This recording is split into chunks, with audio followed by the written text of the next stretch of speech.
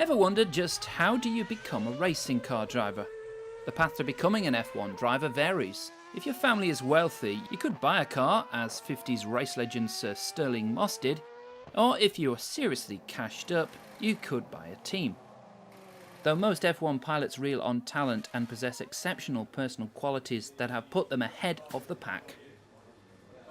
Besides the long hours spent honing their skills behind the wheel, drivers have lightning-quick reactions and are able to stay cool under pressure and have a high level of fitness. The local suburban karting track is where all the excitement of competition starts for a lot of would-be Formula One drivers. This is exactly how a long list of very successful F1 pilots started out. Some of the past champions of the karting world include Barrichello, Prost, Alonso, and of course the famous Schumacher brothers. For a young hopeful, this is a relatively inexpensive way of proving whether they have what it takes to be competitive in the much more costly world of Formula Motor racing.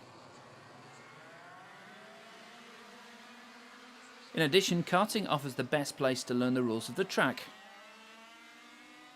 Here, a beginner can obtain first-hand experience of race conditions and gain an understanding of basic principles like handling and braking.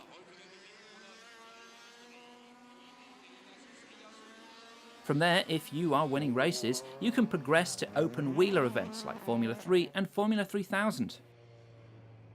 These competitive classes attract more money through sponsorship, and the cars are surprisingly fast to drive. Becoming a test driver for a Formula One team is another option. Some current drivers first hone their skills testing for the top teams.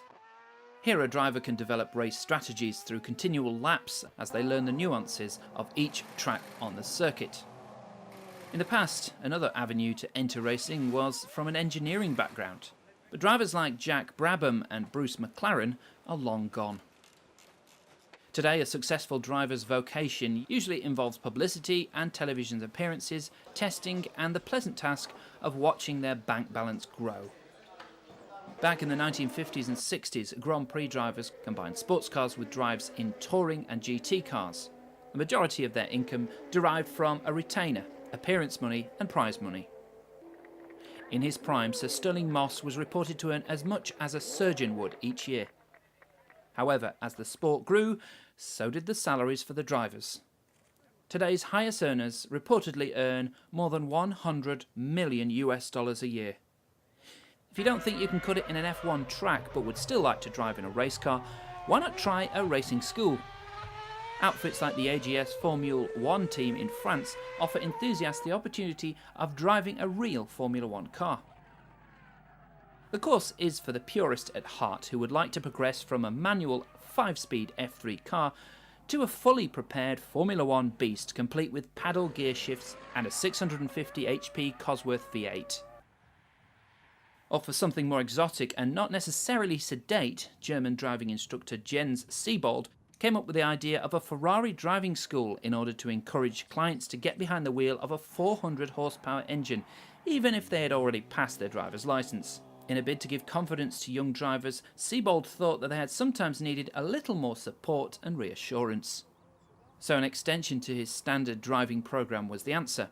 He thought that it would be good to keep students after they were done with his driving school, and the appeal of a supercar like the Ferrari was just the thing. Jolanta Hierig was one of the students who wanted to take a spin in the Red Devil, with the galloping black stallion on its hood. And who knows, there may be another champion race driver at this very moment, competing in one of those fledgling events, just waiting for their moment of glory on the Formula One podium.